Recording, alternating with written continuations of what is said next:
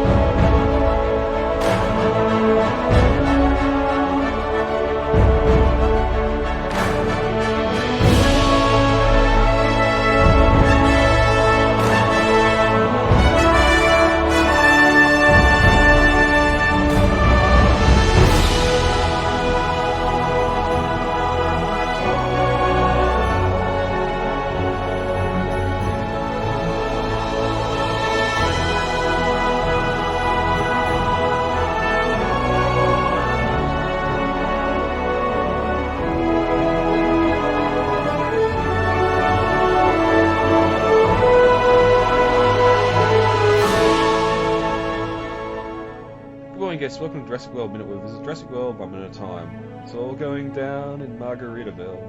I can't sing. I'm Brad. I'm Dave.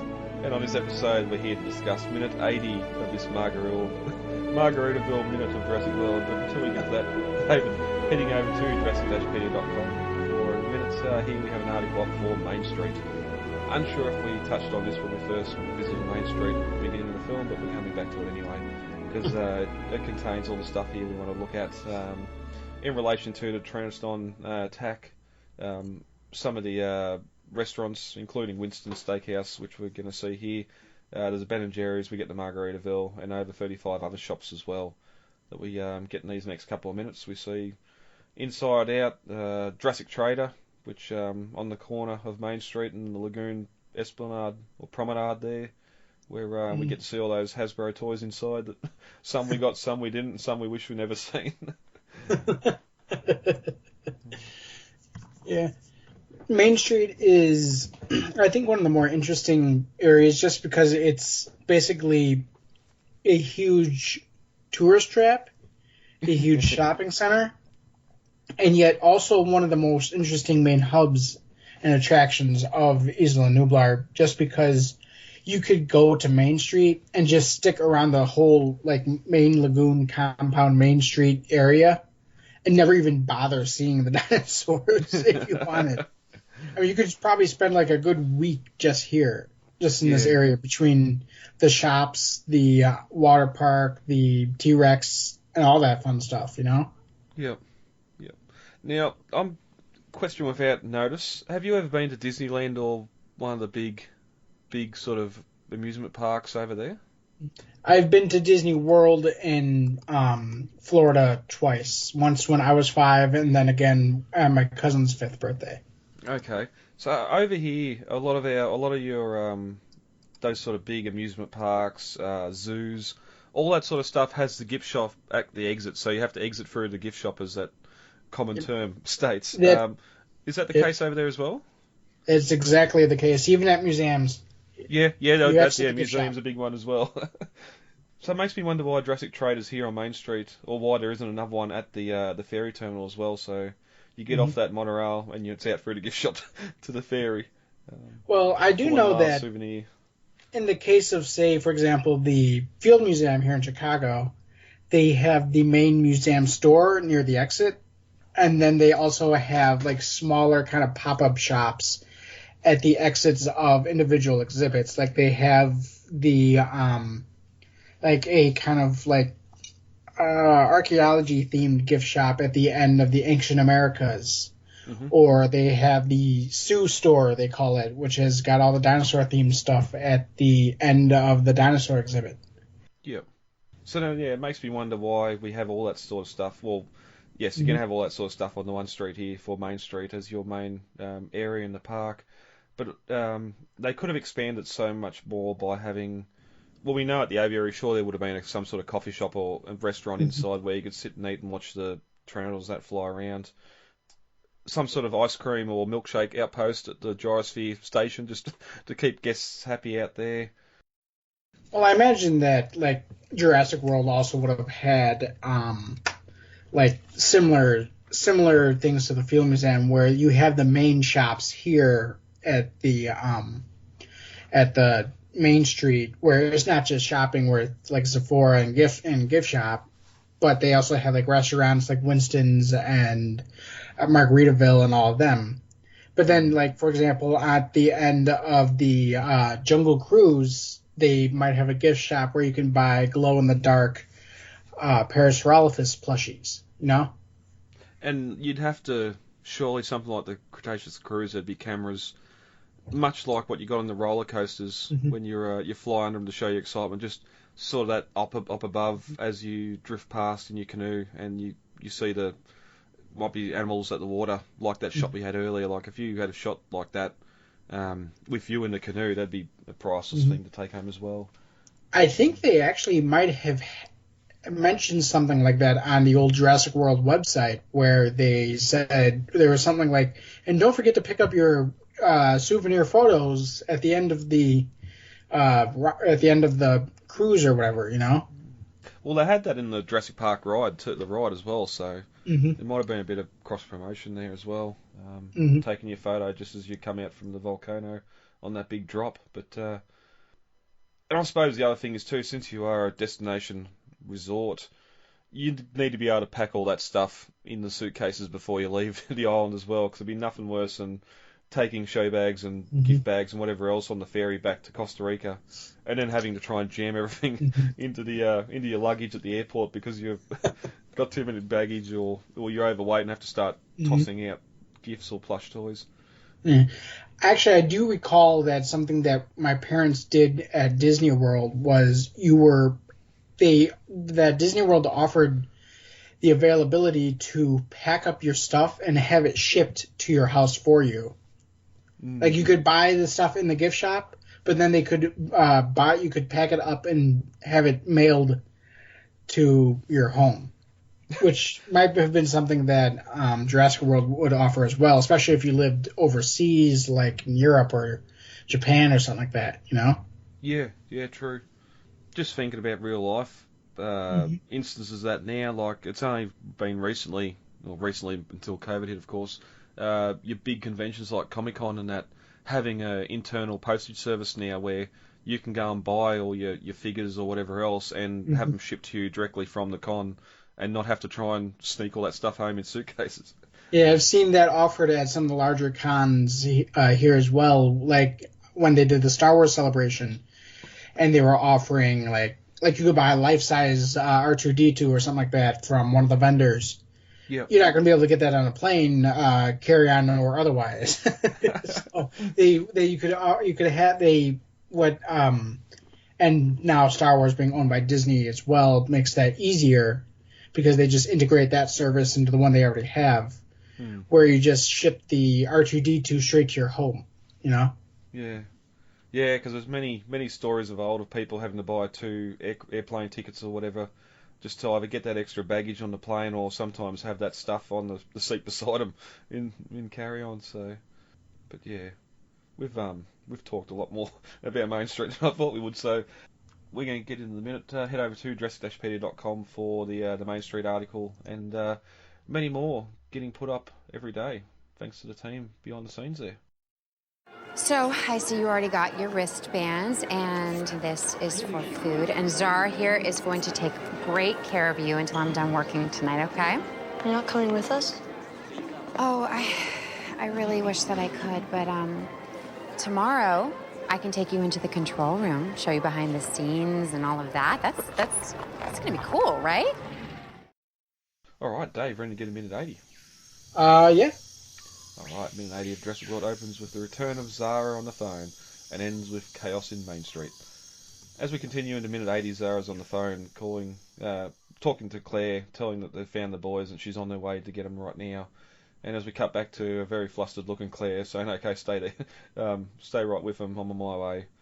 And we can see all the chaos around her.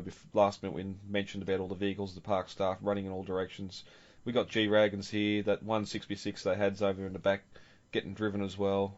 People are honking the horns. I'm surprised no one's getting run over, as the employees are pretty much just fending for themselves and trying to get away from the aviary.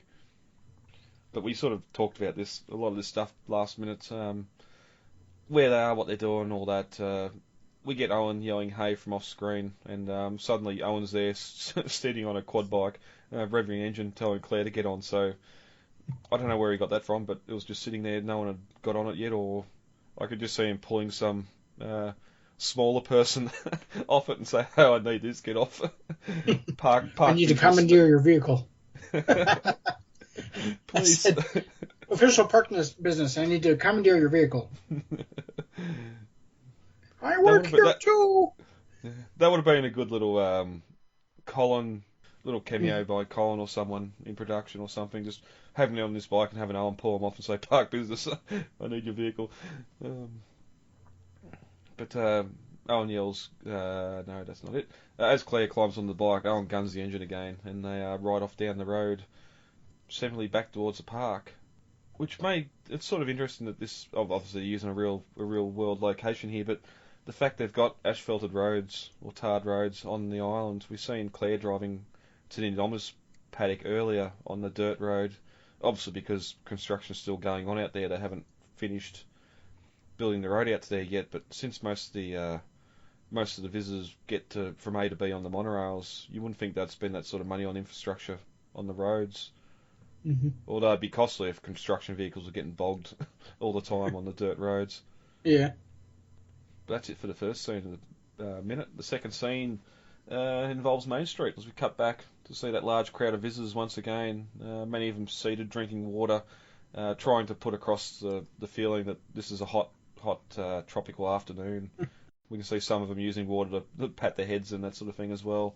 And we know they filmed this in Orlando at the Bandit Six Flags, so it probably is a really hot day. And there's people being given water bottles. As I mentioned last minute, a lot of these mass crowds were they put out casting calls for locals to come and pretty much be park visitors for these massive crowd scenes. All I know is I'm giving this place a 1-star review on Yelp when I get back. But as we fly over Main Street and get to the Innovation Centre, you can see there's park staff there, just sort of walking amongst the group as well. None of the visitors seem really annoyed or irate. Where we see those park staff, there should be some angry mums or grandfathers yelling at park staff, "You can't treat us like this," or "What's going on?" Screaming kids. Where are all the kids running around causing chaos? Yeah, that is the number one thing that you know is going to happen. Yeah, it's just everyone's just happy they're being in the Jurassic World movie. I'm guessing because they're all sitting there doing as they're told. But that's when we get an announcement over the PA. Ladies and gentlemen, due to a containment anomaly, all guests must take shelter immediately. They had us in the first half, not going to lie. Oh, it's just a slight anomaly. Wait, what do you mean immediately? Weird they have a recorded PA message for this. You'd think they'd just have someone over the PAs telling everyone they need to take cover, but no, we get that, and we have a lone guest slowly stand at the announcement, and it's repeated again as we follow his gaze towards the Innovation Centre roof, and the approaching shapes of Pteranodons and Dimorphodons flying overhead. And the orientation seems a bit off here, because we know we're looking west, and the animals were heading south into the island, or into the resort, so we know Gate 5's in the north. It seems weird that they've flown around behind the Innovation Building, and those... Maybe they're updrafts the thermal updrafts from the mountain range behind them to get closer or whatever else, but... Yeah, they could be. And again, maybe they just have a flair for the dramatic and they're making a dramatic entrance. Well, just to fuel that dramatic entrance more, someone in the control room felt it necessary to turn the air siren on. Which, I don't know why Jurassic World has an air siren, or just that air raid wailing siren that starts playing over the speakers here. But it starts playing and everyone gets up and starts to run. I'm not sure if it's the same sound, but I do know that Hawaii has a tsunami siren, where if there's an earthquake, they sound that siren so you know to get to higher ground and take shelter. it's possible that they were simply using a tsunami siren or hurricane siren or some other kind of like disaster siren for this purpose. Yeah, well, they have you saw tornado warnings and those sirens that go off in rural America and that where in in Tornado Valley and that sort of thing as well. So I've heard them. So that's understandable, but I'm not quite sure what here in Jurassic World, like they wouldn't play it when a tropical storm come through because they'd know it was coming. Maybe they have started getting tremors from Cebu here and we just don't know about it. Mm-hmm. Or someone just thought it'd be cool to play an air siren as the Pteranodons come in for their making their strafing run across Main Street. So we cut to Pteranodon cam. It was just seen animals swooping in over Main Street, chasing the scared crowd.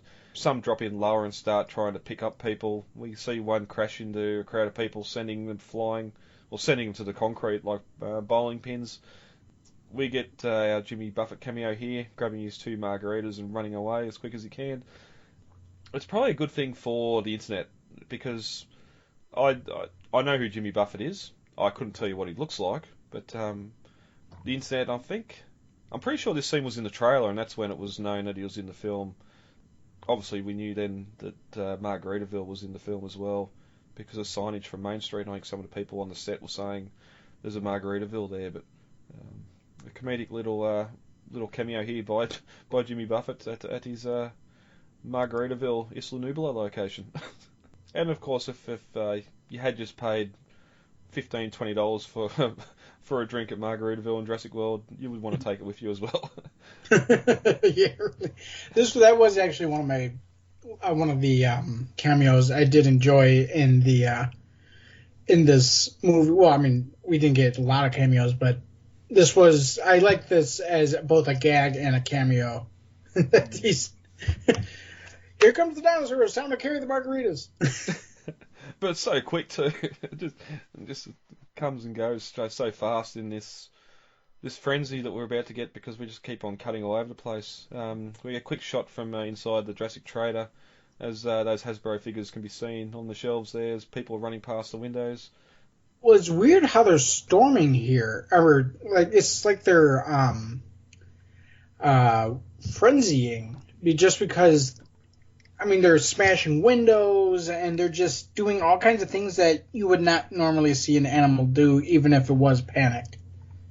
Well, yeah, we get next minute where one of the towers at the end of Main Street with that amber glass, one just flies straight through it. Like it's not clear glass, it's amber glass, so surely they can see. And even next minute too, when we get one of the one of the Dimorphodons swoops in through the glass and lands on the grill, which I'm guessing is Winston's. Like, mm-hmm. When there's so many people outside, why are they probably trying still to be get inside? hot too? Yeah, well, the guy's flipping burgers on it. And we know that it's still on because that's the same grill that Delta gets smashed through and it flames up when the Dominus attacks her. Oh wow, I haven't watched that Main Street attack in a while. That's interesting. And obviously, yeah, if everyone's running away from Main Street here, then there's going to be stuff still on. Mm-hmm. Fridge doors open. I'm surprised it hasn't all burnt down by the end of the film. Yeah, really. I mean, you're going to get some really burnt hot dogs there. That's what it looks like when they're eating it. It looks like they've got some hot dogs and ribs. I'm not sure what the other yellow things are. Kind of look like. Oh, maybe they look like they're might be like. What are those little Mexican wrapped? Burritos. No, the smaller ones. Enchiladas. Yeah, those. Looks like they might be enchiladas. Maybe if they're doing that, it's not Winston's then, because I think Winston's is more fine dining. But yeah, I think it is. That might just be a regular grill then. Yeah, because we don't see signage on any of the windows or anything here. No. As people run past, but. Everyone in the restaurant gets up and leaves. It starts to flee now that the animals are inside, which makes me wonder if they were told to take cover immediately. Everyone's running down Main Street. No one's really going into the buildings. If anything, people are coming out as well from the restaurants and that. I do remember that this was one of the scenes that Dairy Queen had used when they were advertising for Jurassic World, where everybody's running from the Pteranodons, and then two people step into a Dairy Queen and get the new Jurassic Chomp lizard. Like, oh my god, dinosaurs are attacking. Let's go for ice cream. And I suppose this all has been seen before. Tyrannosaurus in San Diego, mainly, where people just scream and run away from the attacker, not really running inside, except for David Kep, who didn't quite get inside quick enough in that scene. But everyone's just running out of Main Street, down around the promenade, scared tourists running. Anything else on that? I did want to just touch back to the gift shop, because there was one thing I didn't add there when we're talking about the gift shop at the exit, and this sort of being the centre of commerce on Nublar. Look at this and then compare it back to what we got in Jurassic Park, where it's that little gift shop in the corner of the dining room. Maybe possibly too, because the park was so far away from being open, that was just a little gift shop they set up to show the VIPs what they were intending to do there.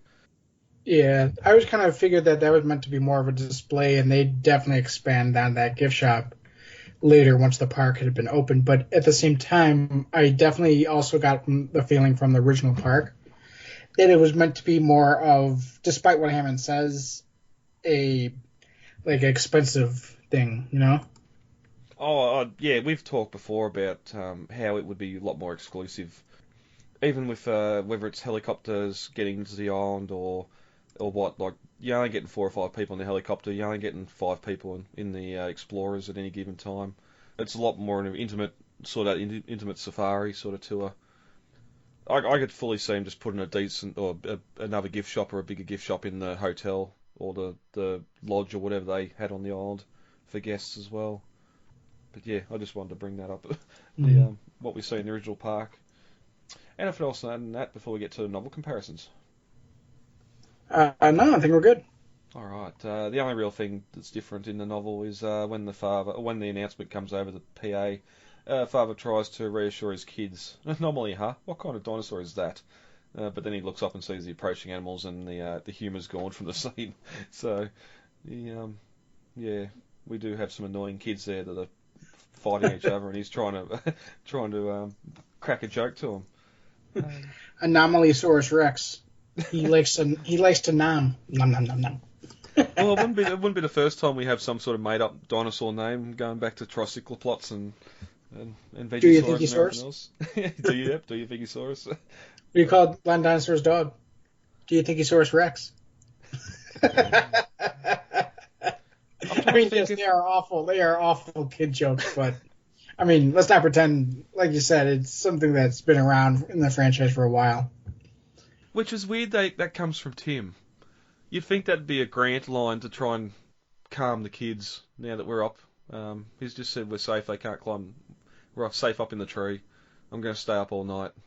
And now I'm going to crack a couple of jokes just to lighten the mood as well. But it's actually Tim that does, because they're A-grade dad jokes right there.